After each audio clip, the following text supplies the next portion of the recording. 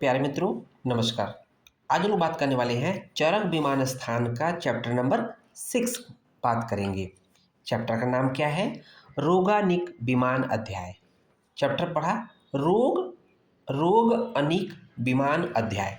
Okay, अब देखते हैं कि इसमें सबसे पहला पॉइंट सिलेबस के हिसाब से है, वो है आपका अध्याय परिचय अर्थात introduction about this chapter. Okay, तो यहाँ पे देखेंगे सबसे पहले हम क्या लिखेंगे कि चरक विमान स्थान का ये छठा चैप्टर है। ओके, जो चरक विमान स्थान का छठा चैप्टर है उस चैप्टर का नाम क्या है? तो देखेंगे रोगानिक विमान अध्याय। इसको कैसे पढ़ेंगे? रोग प्लस अनिक। रोग प्लस अनिक, तो रोग का मतलब होता है व्याधि, अनिक का मतलब होता है समूह। तो ध्यान दीजिएगा, इस चैप्टर का नाम ही है रोगानिक, अर्थात अनिक का मतलब क्या होता है? व्याधि, समूह। ये आपसे वाइवा में पूछा जाता है, अर्थात इसको बोलेंगे मित्रों मिला को रोगों का समूह, अर्थात रोगों का वर्गीकरण या क्लासिफिकेशन ऑफ डिजीज इस चैप्टर में दिया गया है, इसलिए इस चैप्टर का नाम रोगानिक है। ओके, यहाँ पर 10 रोगानिक का वर्णन अर्थात 10 ऐसी व्याधियां हैं जिनका वर्णन किया गया है। इसको बोलते हैं 5 रोगानिक युग्म। युग्म मतलब पेयर हो जाएगा, तो 5 दूनी 10 हो जाएगा। ओके, उसको देखेंगे 200 के अनुबंध और अनुबंध का वर्णन मिलेगा यहाँ पे। आगे हम लोग पढ़ेंगे बल भेद से 4 प्रकार की अग्नि का वर्णन करेंगे। तो आपसे जब फर्स्ट ईयर में देखते हैं क्रिया शारीर में बल भेद से 4 प्रकार की अग्नि पढ़ते हैं, तो यहीं से लिया गया है। और साथ ही साथ क्या वर्णन मिलता है? देखेंगे वात प्रधान पुरुष के रोग और चिकित्सा का वर्णन है, उसी तरह से पित्त प्रधान पुरुष के रोग व चिकित्सा का वर्णन है, साथ ही साथ कफ प्रधान पुरुष के रोग व चिकित्सा का वर्णन यहाँ पर मिलेगा। इस तरह से हम लोग का ये वाला अध्याय परिचय वाला पार्ट कंप्लीट होता है। उसको देखेंगे सिद्धांत विवरण में पहला पॉइंट जो आता है वो है इंपॉर्टेंट पॉइंट है कि द्विविध व्याधि भेदा बेस्ड ऑन प्रभाव, बल, अधिष्ठान, निमित्त और आशय भेद से, अर्थात कि प्रभाव भेद से, बल भेद से, अधिष्ठान भेद से, निमित्त भेद से, आशय भेद से, ये दो इसके प्रत्येक के दो भेद होते हैं, उसके बारे में डिटेल में पढ़ना है। वेरी वेरी इंपॉर्टेंट है आपके किसी भी कंपटीशन के एग्जाम के पॉइंट ऑफ व्यू से। ये जो रेफरेंस है, रेफरेंस बुक में जरूर देखेंगे कि चरक विमान स्थान का इस चैप्टर का चैप्टर नंबर 6 का श्लोक नंबर 3 देखेंगे। आप लोग बुक ओपन करके ही रहिएगा, है ना। तो देखेंगे यहाँ पर एक एक श्लोक पढ़ते जाएंगे, उसकी मीनिंग हम लोग बताते जाएंगे। तो यहाँ पर अलग अलग बेसिस पे जो उसके दो भेद होते हैं उसके बारे में दिया गया है। जैसे देखेंगे द्वे रोगानिके भवत प्रभाव भेदेन। तो द्वे रोगानिके अर्थात द्वे रोगा मतलब कि रोगों के दो समूह होते हैं। कौन कौन किसके भेद से? प्रभाव भेद से दो होते हैं, साध्यम असाध्यम च, अर्थात प्रभाव भेद से रोग के दो प्रकार होते हैं, एक साध्य होता है, दूसरा असाध्य होता है। ठीक है। दूसरा द्वे रोगानिके बल भेदेन, तो बल भेद से दो रोगों के दो समूह होते हैं, दो प्रकार होते हैं। पहला है मृदु होता है, मृदु रोग, दूसरा दारुण रोग होता है। ठीक है, तो बल भेद से एक मृदु रोग हो जाएगा, दूसरा दारुण रोग हो जाएगा। तीसरा द्वे रोगानिके अधिष्ठान भेदेन, कौन कौन से?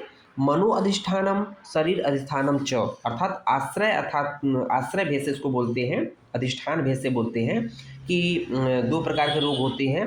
एक मन के आश्रित अर्थात मानस रोग, जिसमें राजस और तामस रोग होते हैं, और शरीर आश्रित जिसमें दोषज रोग होते हैं, जिसमें वात की वजह से, पित्त की वजह से, कफ वजह से, ये हो गए अधिष्ठान भेद से, आश्रय भेद से इसको भी बोलते हैं। और उसके बाद देखेंगे चौथा द्वे रोगानिके निमित्त भेदेन। निमित्त का मतलब होता है कारण।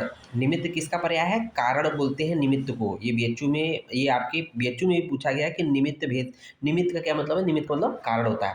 तो निमित्त भेद से अर्थात कारण भेद से जो होते हैं दो प्रकार के रोग होते हैं। कौन कौन से? स्वधातु वैषम्य निमित्त और आगंतुक निमित्त। तो देखेंगे स्वधातु वैषम्य निमित्त और आगंतुक निमित्त। तो स्वधातु का मतलब होता है कि अपनी धातुओं से, उसको बोलते हैं निज रोग। स्वधातु वैषम्य को क्या बोलते हैं? निज रोग बोलते हैं। आगंतुक का मतलब होता है कि वह कारणों से, ठीक है ना। मतलब स्वधातु मतलब कि किसी भी वात पित्त कफ अपने मतलब जो शरीर के दोष धातु मल होते हैं उसकी वजह से होता है। और आगंतुक मतलब कोई जानवर काट लिया, कोई जानवर किसी डंडे से मार दिया, कोई मुक्का मार दिया, ये आगंतुक मतलब वाह कारण हो गए। ठीक है। उसके बाद देखेंगे लास्ट में द्वे रोगानिके आशय भेदेन, अर्थात दो आशय भेद से दो रोग दो समूह होते हैं। पहला आमाशय समुत्थ, दूसरा पक्वासा समुत्थम चेति। अर्थात आशय भेद से दो प्रकार के रोग होते हैं, एक आमाशय समुत्थ अर्थात आमाशय से उत्पन्न कुछ व्याधियां होती हैं, कुछ पक्वासा से उत्पन्न व्याधियां होती हैं। हम लोगों ने देखा जैसे ज्वर आमाशय समुत्थ होता है, हम लोगों ने देखा भी था। तो इस तरह से ये पांचों टाइप जो पांच जो ये हो गया आपका प्रभाव भेद से, बल भेद से, अधिष्ठान भेद से, निमित्त भेद से, आशय भेद से। अब बात आती है कि इसको इजीली याद कैसे किया जाए इन पांचों नाम को, है ना। तो इसको हम लोगों ने ट्रिक बनाया, प्रबल आकाश। क्या है ट्रिक? प्रबल आकाश, प्रबल आकाश। कैसे? प्र से हो जाएगा प्रभाव हो जाएगा, देखेंगे प्रबल का प्रभाव का प्र हो जाएगा, बल का बल हो जाएगा, ठीक है ना। प्रबल, बल मतलब बल भेद से हो जाएगा। आकाश, आ से आकाश का आ, ठीक है। आ मीन्स अधिष्ठान भेद, इसको आश्रय भेद कहते हैं, ओके। और का से हो जाएगा कारण, आ का आकाश का का हो जाएगा मीन्स कारण या निमित्त बोलते हैं। और आकाश श मतलब आशय भेद से, श मतलब आशय का बीच वाला श, इसको काउंट कर लेंगे। इस तरह से ये ट्रिक पूरा हो जाता है कि प्रबल आकाश, प्र से प्रबल प्रभाव, बल से हो जाएगा बल भेद, आ से हो जाएगा आशय अधिष्ठान या आश्रय, का से हो जाएगा कारण या निमित्त, श से हो जाएगा आशय, आशय का बड़ा श, ये बीच वाले लेंगे पॉइंट, इसलिए हो जाएगा प्रबल आकाश ट्रिक हो गया। ओके, आगे बढ़ते हैं। उस पर देखेंगे दूसरा हम लोग का सिलेबस का दूसरा पॉइंट है जो है सिद्धांत विरोध में कि व्याधि अपरिसंख्येयत्व अर्थात असंख्य व्याधियां होती हैं। तो यहाँ पर क्या प्रूफ करना है कि जो व्याधियां होती है असंख्य होती है। आइए इसको थोड़ा सा समझ के चलते हैं, क्योंकि जब तक मैटर को समझेंगे नहीं तब तक ये क्लियर नहीं होगा। ओके, तो हम लोगों ने इससे पहले लगभग पढ़ा था, इसके जस्ट पहले एक लेक्चर पहले, कि रोगानिक भेद से अर्थात रोग समूह भेद से जो होती है 10 रोगानिक का वर्णन किया गया है। कैसे? ये हम लोगों ने इससे पहले कि प्रभाव भेद से 2 होते हैं, बल भेद से 2 प्रकार की व्याधि होती है, अधिष्ठान भेद से 2 प्रकार की व्याधि होती है, निमित्त भेद से 2 प्रकार की व्याधि होती है, आशय भेद से 2 प्रकार की होती है। इस तरह से 10 जो है रोगानिक का वर्णन किया गया है इससे पहले। ओके, ये तो हो गया। उसको देखेंगे दुख सामान्य से रोग एक ही होता है। अगर कोई भी रोग है उसमें ये तो होगा कि उसमें दुख रुझा तो अवश्य ही होगी। तो उसको देखा जाए तो उसमें वो सब में एक कॉमन फैक्टर है दुख अर्थात रुझा, इसलिए यह एकत्व है। उसी प्रकार से प्रभाव भेद आदि भेद से रोग समूह 10 होते हैं। इस तरह से ये अधिक हो गया, तो यह बहुत तो है ना। बहुत मतलब यहाँ पर रोग बहुत हो गए। एक तरफ देख रहे हैं कि दुख दुख एक कॉमन फैक्टर लिख रहे हैं सभी में, तो एक सब में कॉमन एक ही होगा, इसलिए यह इसका रोग का एकत्व है, अर्थात रोग एक ही होते हैं। लेकिन अलग अलग भेद से देखेंगे तो रोग बहुत सारे हो जाते हैं। इस तरह से रोग का बहुत हो गया। तो यहाँ पर बहुत्व भी संख्य अर्थात गिनने योग्य अथवा असंख्य अर्थात न गिनने योग्य होता है। तो बहुत में भी होता है, 2 तरह का होता है, एक को गिन सकते हैं, एक को नहीं गिन सकते हैं। जिसको गिन सकते हैं उसको संख्य बोलते हैं, और जिसको नहीं गिन सकते उसको असंख्य बोलते हैं। समझ में आ गया होगा। इनमें भी संख्य जो रोग होते हैं अर्थात जिनको गिन सकते हैं, जिनकी संख्या नियत है, निश्चित है, का वर्णन कहाँ किया गया है? चरक संहिता के सूत्र स्थान के चैप्टर नंबर 18 अर्थात अष्ट उदरी अध्याय में किया गया है। ओके, और अपरिसंख्य अर्थात जिनकी संख्या गिनी नहीं जा सकती, जिसको हम लोग असंख्य बोलते हैं, ठीक है, उस प्रकार के रोगों का वर्णन चरक संहिता के सूत्र स्थान के चैप्टर नंबर 20वें में महारोगाध्याय में किया गया है।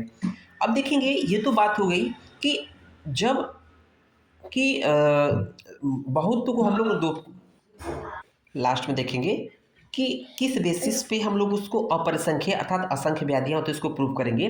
क्योंकि ध्यान दीजिएगा, क्योंकि रुजा अर्थात वेदना, वर्ण अर्थात लक्षण, समुत्थान अर्थात कारण आदि के अपरिसंख्य होने के कारण, अर्थात रुजा वेदना अनेक होती हैं, लक्षण अनेक होते हैं, उत्पत्ति या कारण अनेक होने की वजह से यह रोग भी अपरिसंख्य अर्थात अनेक होते हैं।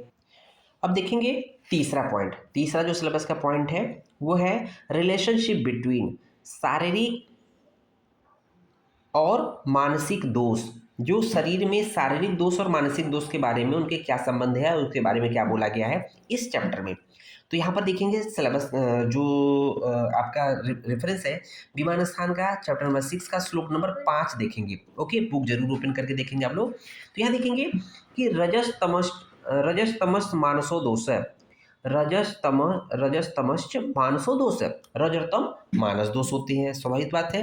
मानस दोष कितने होते हैं? 2 होते हैं, रज और तम। ठीक है, तो यहाँ पर देखेंगे तयोर विकार, उनके विकार क्या है? तो रज और तम मानस दोष 2 होते हैं। ठीक है, तो कौन कौन से तैर विकार, इनके विकार कौन कौन से होते हैं? काम क्रोध लोभ मोह ईर्ष्या मान मद शोक चित्त चिंतो उद्वेग भय हर्ष आदि है। उसी तरह से देखेंगे वात पित्त श्लेष्मणास्तु खलु शारीर दोषा, अर्थात जो शारीरिक दोष होते हैं वो 3 होते हैं, वात पित्त कफ। ठीक है, अब इनके द्वारा कौन कौन से रोग उत्पन्न होते हैं? तेसाम अपि च विकारा, इनसे जो उत्पन्न रोग होते हैं कौन कौन से? ज्वर, अतिसार, सोफ शोष श्वास मेह कुष्ठ आदि है। ठीक है, अब इसी को थोड़ा सा हम लोग समराइज कर लेते हैं कि दोष 2 प्रकार के होते हैं, एक शारीरिक दोष होता है, एक मानसिक दोष होता है। सबसे पहले मानसिक दोष के बारे में किया गया कि मानस दोष रज और तम होते हैं। मानस दोष कितने होते हैं? 2, रज और तम। तो मानसिक दोष 2 होते हैं, रज और तम कर दिया। अब इनके विकार मानस जो दोष होते हैं वो इनसे विकार क्या क्या उत्पन्न होते हैं? पहला काम है, क्रोध है, लोभ है, मोह है, ईर्ष्या है, मान है, मद है, शोक चिंता उद्वेग भय हर्ष इत्यादि जो है मानसिक रोग होते हैं। उसी तरह से देखेंगे कि जो शारीरिक दोष होते हैं उनकी संख्या 3 होती है, वात पित्त कफ। ठीक है, इसके बारे में हम लोग फर्स्ट पढ़ के आए हैं। पूरा आयुर्वेद इसी पे एक तरह से त्रिस्तंभ बोलते हैं, है ना, त्रिदोष बोलते हैं, है ना। और इनके द्वारा क्या क्या विकार उत्पन्न होते हैं? तो बहुत शॉर्टकट में कर सकते हैं। ज्वर, अतिसार, शोष, शोथ इडिमा जिसको बोलते हैं, शोष जो ट्यूबरकुलोसिस वाला पॉइंट होता है, श्वास, प्रमेह, कुष्ठ, ये कुछ जो रोग है, विकार है जो कि शारीरिक दोष द्वारा उत्पन्न होते हैं। आइए इन लोग का और आगे डिटेल देखते हैं। देखेंगे यहाँ पर वेरी इंपॉर्टेंट है श्लोक, देखेंगे श्लोक नंबर, इसी चैप्टर का श्लोक नंबर 9 देखेंगे। ओके, नियतस्त्व अनुबंधो रजस्तमसो परस्पर न है रजस का तम प्रवर्तको, अर्थात रज और तम में परस्पर आपस में नियत संबंध होता है। नियत मतलब निश्चित संबंध होता है, मतलब ये दोनों एक दूसरे पे डिपेंडेंट होते हैं, या कह सकते हैं कि ये कह सकते हैं कि रजोगुण जिसको रज बोलते हैं, तमोगुण जिसको तम बोलते हैं, का आपस में परस्पर संबंध नियत निश्चित होता है। कैसे? क्योंकि रजोगुण अर्थात रज के बिना तमोगुण प्रवृत्त नहीं होता है। कहने का मतलब कि जो रजोगुण है उसके द्वारा तम जो है एक्टिवेट होता है, प्रवृत्त होता है, मूवमेंट उसका होता है। क्यों होता है? हम लोग जानते हैं रज जो कि वात दोष की प्रधानता होती है। रज जो मानस दोष होते हैं, रज जो है मानस दोष है, रज और तम। तो रज में कौन सा शारीरिक दोष होता है? वो वात दोष की प्रबलता होती है। ठीक है, और जो तम होता है, तम दोष होता है, जो तम मानस दोष होता है उसमें कफ दोष की प्रबलता होती है। तो जो बोला गया है कि वात जो होता है दोषों का नेता होता है, तो वात ही तो सभी को प्रवृत्त करता है, एक्टिवेट करता है, ले चलता है, लीडरशिप करता है। और वात क्या करता है? अन्य दोषों को गति प्रदान करने वाला होता है। इसलिए जो है ये जो तम होता है वो वात के द्वारा एक्टिवेट होता है और प्रवृत्त, मतलब कि जो रज के द्वारा ही तम को प्रवृत्त किया जाता है। अर्थात रज जो है तम को एक्टिवेट करता है, तब जाके अन्य मानसिक दोष रोग उत्पन्न होते हैं। तो इस तरह से ये वाला पार्ट कंप्लीट होता है। अभी जो नेक्स्ट पॉइंट बचा हुआ है उसको हम लोग बाद चर्चा करेंगे। धन्यवाद।